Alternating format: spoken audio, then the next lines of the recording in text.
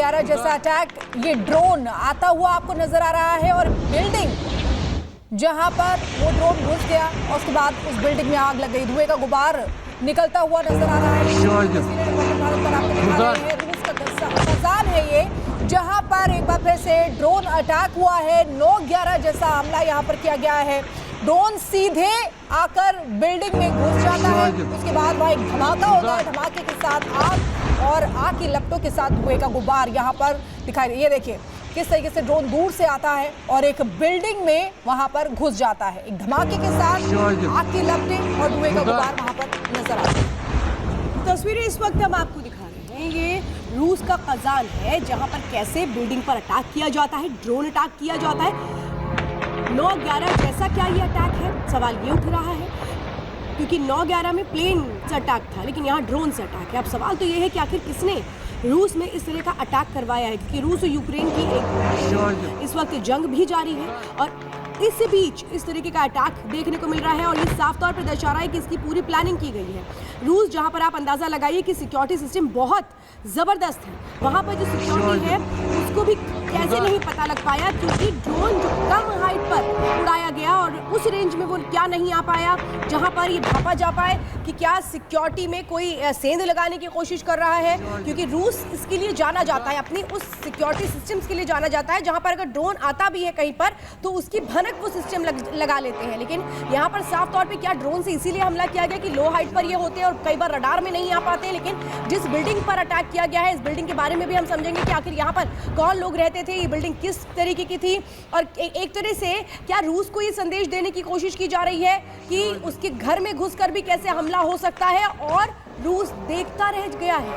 ये तस्वीरें फिलहाल इस वक्त हम दिखा रहे हैं, ये रूस के खजान की तस्वीरें हैं जहां पर ड्रोन से अटैक किया गया है। अब ये ड्रोन अटैक किसने करवाया है, ये ड्रोन आया कैसे, क्योंकि ये ड्रोन कहीं से ऑपरेट हो रहा है, वो ऑपरेट करने वाला कौन है, ये ड्रोन क्या रूस के बाहर से लाया गया है खास तौर पे इस हमले के लिए, तो फिर रूस को ये पता कैसे नहीं लग पाया, या रूस के अंदर ही अब लोग ऐसे बैठ गए हैं जो रूस के खिलाफ और रूस पर ही हमला कर रहे हैं। ये कई सवाल उठ खड़े हुए हैं इस ड्रोन हमले के साथ। तो ये तस्वीरें आपको दिखा रहे हैं, 2 तस्वीरों के जरिए आप देख सकते हैं। इससे पहले भी एक बार इसी तरीके का हमला किया गया था और तब भी ये सवाल खड़े हो रहे थे कि आखिर यह हमला कैसे हो गया। रूस जो इतना सजग रहता है उसके बावजूद भी इस तरीके से हमला हुआ है। और एक बार फिर से आपको ये तस्वीरें दिखा रहे हैं, ये देखिए तस्वीरों के जरिए आप देख सकते हैं ये हमला किया गया है, प्लान्ड वे में ये पूरा हमला किया गया है। 9/11 जैसा हमला है, रूस के कजान शहर में ड्रोन से एक हमला किया गया है और इस एक बहुमंजिला इमारत है जिसको निशाना बनाया गया है, जिसका वीडियो हम आपको दिखा रहे हैं। 2 वीडियो के जरिए आप देख सकते हैं, दूर से ड्रोन आता है और बिल्डिंग में घुस जाता है। तो ये हमला 24 घंटे में 20 ड्रोन अटैक हुए हैं। अंदाजा लगाइए किस तरह से जो रूस है उस पर अब एक के बाद एक हमले करके क्या रूस को एक तरह से हिलाने की कोशिश की जा रही है, क्योंकि रूस जो सबको पूरी दुनिया में एक तरह से कहें कि खुद को सुपर शक्ति मानता है और खुद को सुपर शक्ति बनाने की उसकी कोशिश होती रही है, तो क्या इसी को चैलेंज किया जा रहा है। आप अंदाजा लगाइए कि अगर 24 घंटे के अंदर 20 ड्रोन अटैक हो रहे हैं तो ये बहुत बड़ी बात है। ये ड्रोन आए कैसे, क्योंकि ये ड्रोन कहीं बाहर से नहीं उड़ाए जा सकते हैं, ये रूस के अंदर ही होंगे, यानी इसको ऑपरेट करने वाला भी रूस के अंदर बैठा है। तो क्या रूस के अंदर बैठकर ही अब रूस के खिलाफ एक बड़ी साजिश रची जा रही है।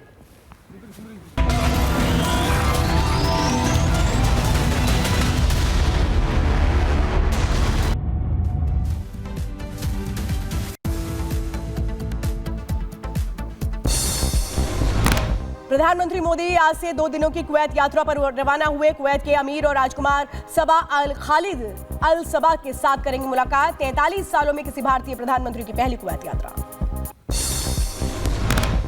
पीएम मोदी के स्वागत के लिए कुवैत में हाला मोदी कार्यक्रम की तैयारियां जोरों पर है। पीएम मोदी को कुवैत के बायन पैलेस पे दिया जाएगा गार्ड ऑफ ऑनर। श्रमिक शिविर का भी दौरा करेंगे प्रधानमंत्री नरेंद्र मोदी। शेख साद अल अब्दुल्ला स्पोर्ट्स कॉम्प्लेक्स में आयोजित होगा कार्यक्रम। भारतीय समुदाय के हजारों लोग होंगे शामिल। कार्यक्रम में भारतीय संस्कृति और परंपरा का किया जाएगा प्रदर्शन।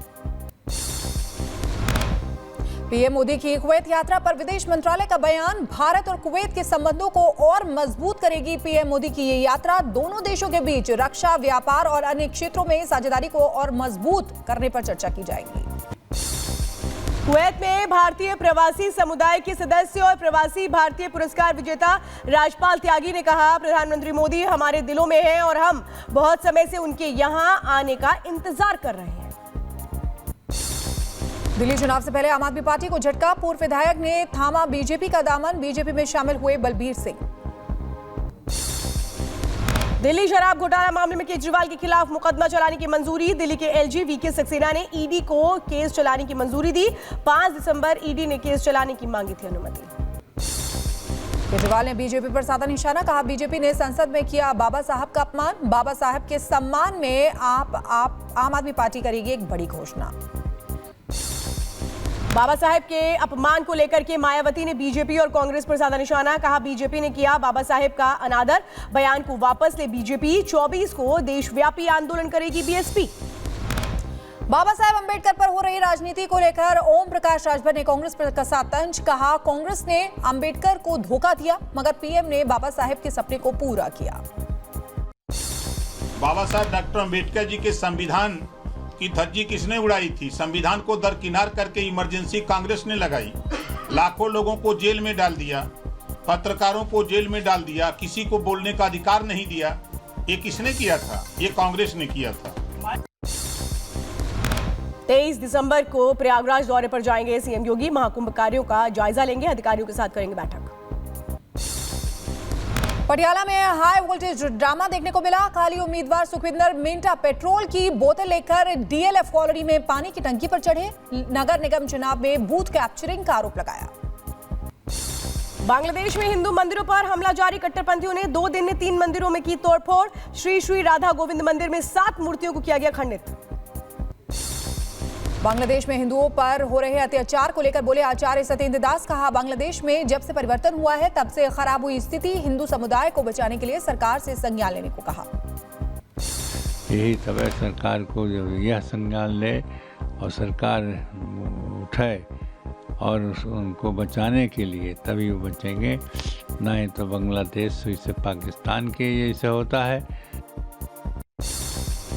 संभल में एएसआई की टीम का दूसरा दिन, कई जगहों पर एएसआई का सर्वे, टीम ने कल्की मंदिर के कृष्ण कूप का सर्वे किया, पूरा मंदिर के अंदर ली फोटो। ये स्टेट आर्कियोलॉजी की टीम थी और इन्होंने कूप देखा है, उसका काल निर्धारण किया जाना है, प्राचीन कूप है, उसी के लिए हम आए। संभल में थमने का नाम नहीं ले रहा है बिजली चोरी का मामला, बर के पिता पर भी लगा बिजली विभाग के अधिकारियों को धमकाने का आरोप। नहीं कर सकते, हम अपनी बात जो आपको बता रहे हैं हमारी डिफेंस ही है, अगर इसको कोई हमारी बात मानेगा तो ये सब चीजें खत्म हो जाएंगी। इस तरह की कोई बात है ही नहीं जिस तरह की वो बता रहे हैं। यूपी के मेरठ में 1982 के दंगों के बाद से बंद पड़े महादेव मंदिर में अब भी लगे ताले, पुजारी की हत्या के बाद हुए दंगे और कर्फ्यू के चलते मंदिर को किया गया था बंद। यूपी के मुजफ्फरनगर में 54 साल पुराने खंडहर मंदिर का मामला, 22 दिसंबर को मंदिर में होगी विशेष पूजा, महाराज यशवीर सिंह करेंगे पूजा अर्चना। यूपी के बांदा में संभल जैसी स्थिति, हनुमान मंदिर के निर्माण पर रोक लगा रहे मुस्लिम समाज, मूर्ति को किया गया खंडित। भोपाल के जंगल में खड़ी कार से मिला 52 किलो सोना, करीब 10 करोड़ कैश भी बरामद, आईटी रेड में हुआ खुलासा, आरटीओ प्लेट लगी कार बरामद।